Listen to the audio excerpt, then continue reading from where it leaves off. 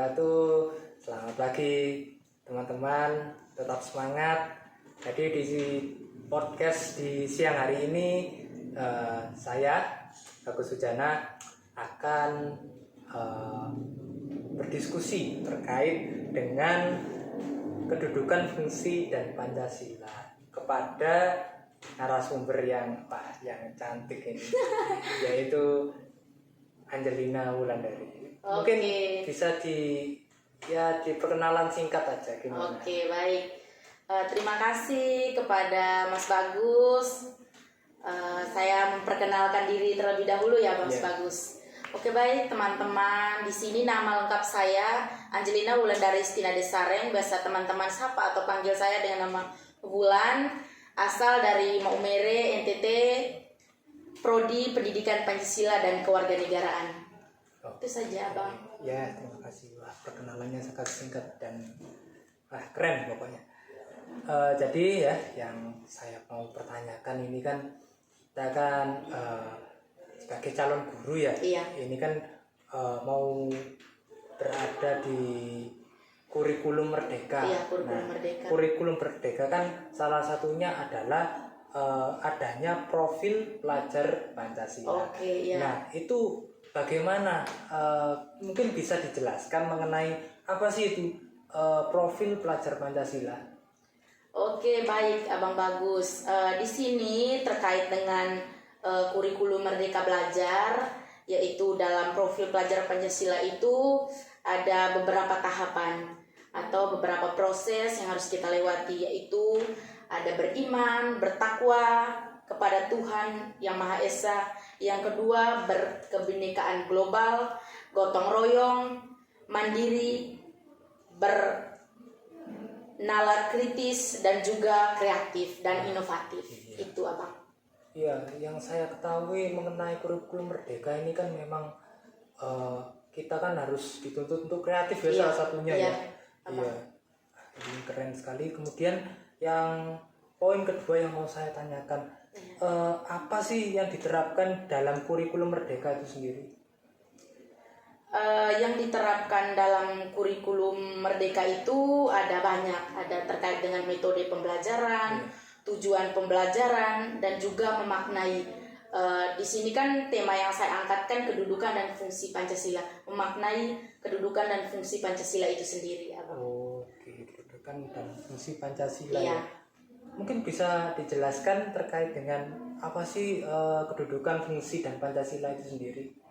Kalau menurut saya terkait dengan kedudukan dan fungsi Pancasila itu bagaimana kita mencerminkan Pancasila atau ideologi dasar negara kita dalam wujud nyata dalam kehidupan sosial, yaitu dengan birokrasi kepemerintahan, politik, budaya, dan juga sosial.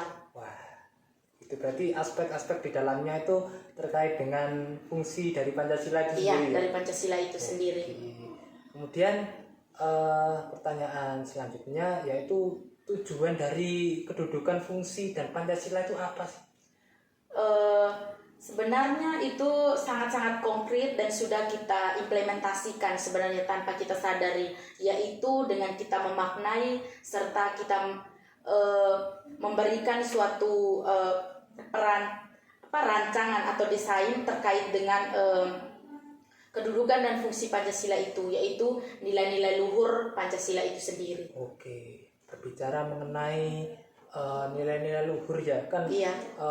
Kita kan harus bisa mengawasi generasi muda yang generasi mendatang muda, terkait dengan pemaknaan Pancasila ya.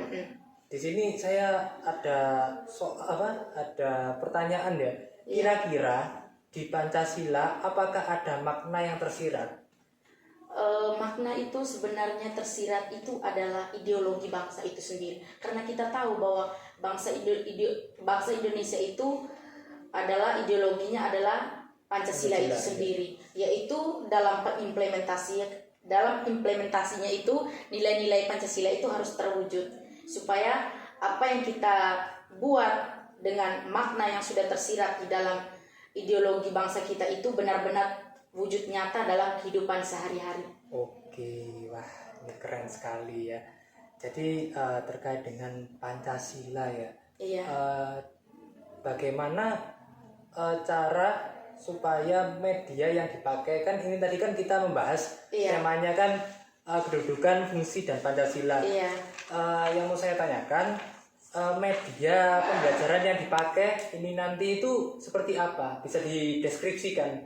Iya. Kalau dari saya sendiri itu media yang saya pakai itu adalah media gambar, yang dimana di dalam media gambar ini sudah ada peta konsep kedudukan dan fungsi Pancasila yang seperti saya jelaskan tadi Abang. Adanya dasar negara, adanya ideologi, kedudukan, dan fungsi Pancasila itu sendiri. Nah, di dalam itu sudah tertera di dalam gambar atau media grafis ini Abang.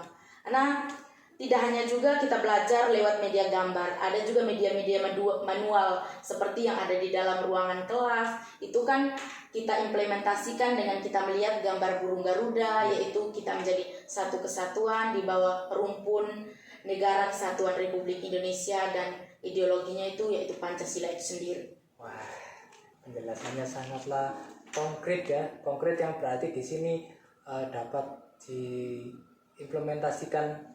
Kemudian di sini mungkin ya dari kedudukan Dan fungsi Pancasila. Kedudukan, fungsi dan Pancasila itu sendiri mungkin bisa disimpulkan hari ini itu kita mempelajari tentang apa aja supaya teman-teman yang di luar Jawa ini itu bisa mengimplementasikan itu bagaimana? Oke, baik. Terkait dengan kedudukan dan fungsi Pancasila, menurut apa yang kita bahas dari tadi, yaitu untuk menyimpulkan sebenarnya sangat konkret dan nyata, yaitu dengan segala perbedaan suku, agama, ras, dan juga di dalam Pancasila itu juga ada Bhinneka Tunggal Ika ya, yang menjadi satu kesatuan, yaitu Bhinneka Tunggal Ika itu sendiri. Dengan implementasinya itu kita harus benar-benar wujud nyatakan dalam kehidupan sehari-hari, yaitu dengan menyapa, terus memberi salam, terus jiwa-jiwa sosial yang sudah tertanam di dalam nilai-nilai Pancasila itu sendiri. Wah, jadi seperti itu ya teman-teman ya, diskusi antara saya dengan saudari Wulan. Iya. Ya, Abang. terima kasih teman-teman karena telah melihat podcast ini. Semoga bermanfaat dan tetap semangat. Saya Bagus Sujana di sini dengan Kakak Wulan. Oke. Sampai jumpa di kesempatan Sampai berikutnya. jumpa. Assalamualaikum warahmatullahi wabarakatuh. Waalaikumsalam warahmatullahi wabarakatuh. Terima kasih Abang Bagus. Ya, Salam sehat. sehat.